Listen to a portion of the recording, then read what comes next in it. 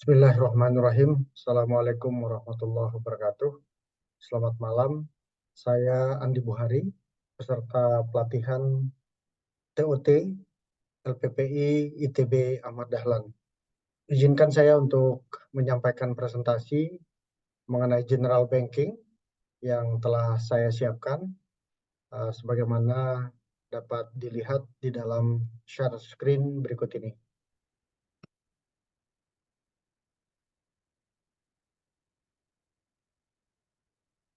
Judul yang saya sampaikan dalam presentasi ini adalah Bank dan Manajemen Risiko dalam konteks Risk-Based Bank Rating.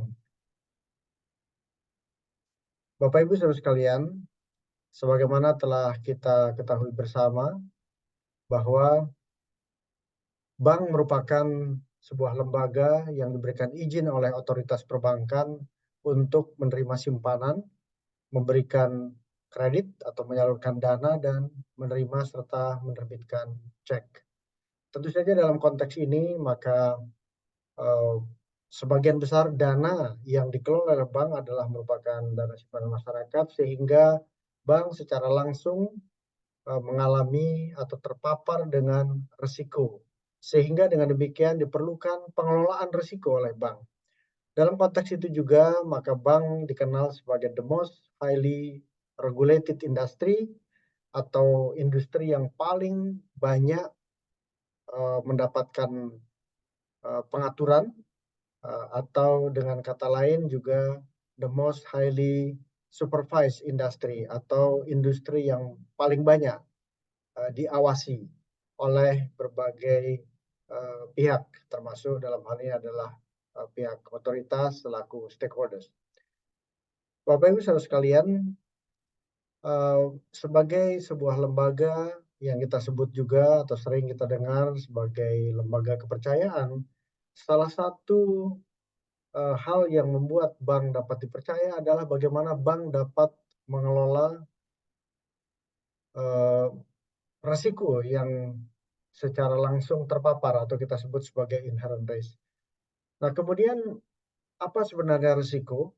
Risiko dapat didefinisikan sebagai peluang terjadinya bencana. Dalam konteks bank tentu saja peluang terjadinya kerugian atau outcome yang buruk.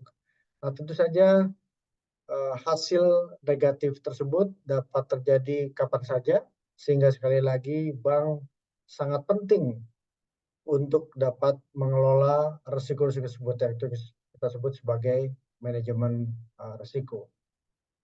Kemudian dalam konteks risiko maka sangat mungkin terjadi risiko-risiko yang kita sebut sebagai risk event yang didefinisikan sebagai terjadinya sebuah peristiwa yang menyebabkan potensi kerugian. Nah, potensi kerugian atau risk loss menunjukkan bahwa kerugian yang terjadi sebagai konsekuensi langsung atau tidak langsung dari kejadian risiko tersebut. Tentu saja kerugian bisa berupa kerugian finansial, tapi juga bisa dalam bentuk kerugian non finansial, seperti reputasi, munculnya masalah hukum, dan lain-lain. Kemudian tentu saja risiko memiliki hal yang saling kait-mengkait dengan return sebagai tujuan dari didirikannya bank atau dikelolanya sebuah bank. Sehingga antara bisnis atau return yang diharapkan dari bisnis tersebut dengan risiko sebagai suatu dua sisi mata uang, di mana pengelolaan risiko tentunya diperlukan agar bank dapat mencapai tujuannya, yaitu salah satunya adalah memperoleh pendapatan sebagai imbalan dari aktivitas dan pengelolaan bank. Dengan demikian maka pengelolaan risk and return ini menjadi sesuatu yang sangat penting bagi sebuah bank atau bahkan industri perbankan secara keseluruhan. Nah, jika industri non keuangan yang banyak diatur adalah produk-produknya, maka di industri perbankan bukan hanya produknya, tetapi yang lebih penting adalah bagaimana pengaturan lembaganya. Nah, dalam hal ini, kenapa? Sekali lagi, sebagaimana tadi sudah disampaikan di depan, bahwa hal tersebut, pengaturan tersebut diperlukan untuk melindungi konsumen. Dalam hal ini terutama mereka yang mempercayakan dananya atau mengamanahkan dananya kepada bank. Yang kita tahu sebagian besar dari kewajiban atau liability bank terdiri dari dana masyarakat ya sebagai konsumen. Maka apabila terjadi kegagalan pada sebuah bank, maka itu akan menimbulkan dampak kerugian bagi masyarakat banyak. Nah, itulah kenapa sekali lagi bahwa salah satu fungsi pengaturan adalah di mana kunci pentingnya adalah pengaturan mengenai permodalan. Kita tahu bahwa modal bank merupakan unsur yang dapat menyerap kerugian dari atau risiko, terjadinya risiko pada bank. Salah satu bentuk pengaturan kita sudah kenal ya bagaimana struktur modal yang dari waktu ke waktu diatur oleh pihak otoritas terkait dengan permodalan bank dan juga kecukupan modal.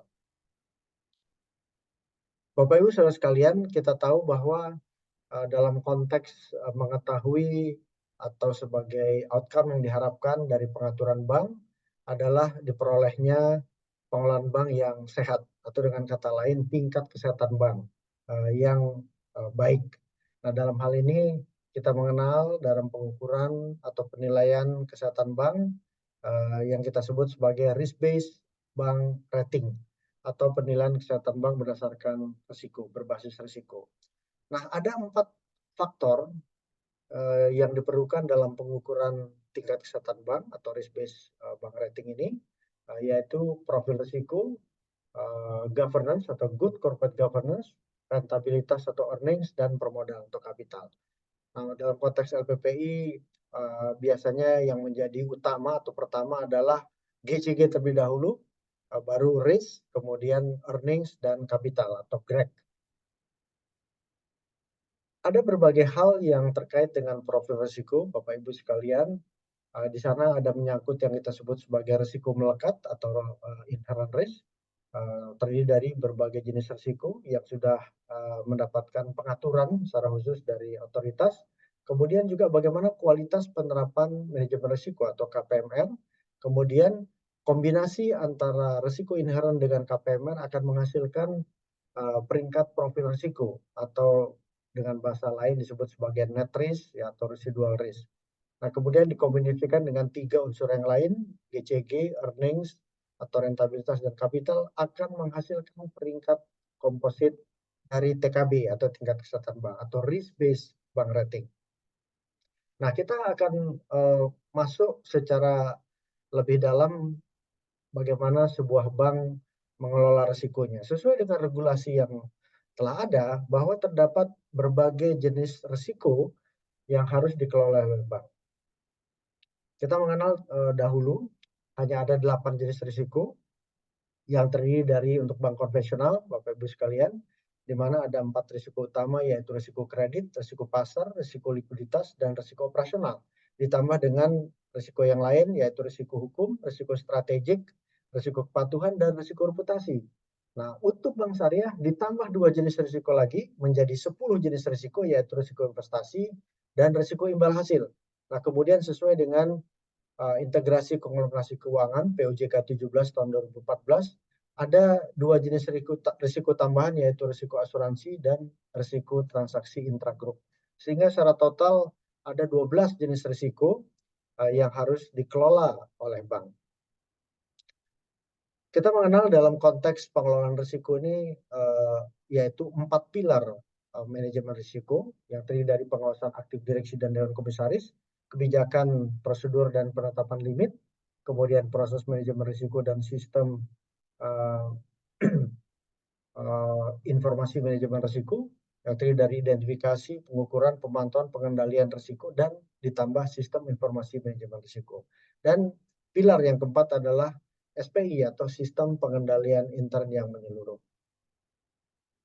Ini adalah hasil dari pengelolaan risiko yang merupakan kombinasi antara risiko inherent atau risiko melekat dari sebuah bank dengan kualitas penerapan manajemen risiko yang akan menghasilkan profil risiko dari angka 1 sampai dengan 5. Tentu saja target dari bank adalah diperolehnya profil risiko yang makin kecil atau mengarah ke satu sebagai profil risiko bank yang diharapkan. Demikian Bapak Ibu sekalian secara singkat yang dapat kami sampaikan sekali lagi terkait dengan bank sebagai sebuah lembaga maupun industri dan kemudian hubungannya dengan manajemen risiko yang merupakan bagian integral yang tidak terpisahkan dari dalam konteks risk based bank rating atau pengukuran tingkat kesehatan bank. Terima kasih. Bill Topol Hidayah. Wassalamualaikum warahmatullahi wabarakatuh.